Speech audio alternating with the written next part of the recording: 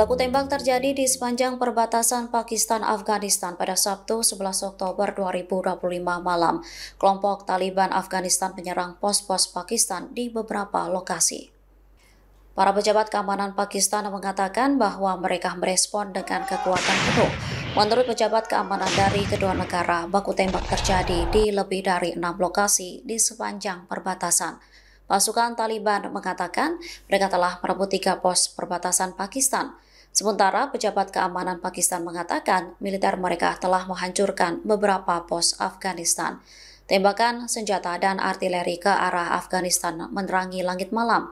Enayatullah Khwarazmi, juru bicara Kementerian Pertahanan Afghanistan, buka suara.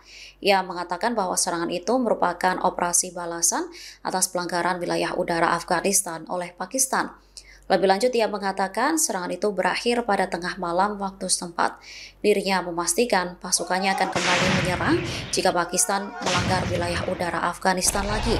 Sementara belum ada tanggapan langsung dari Pakistan mengenai apakah bentrokan telah berakhir.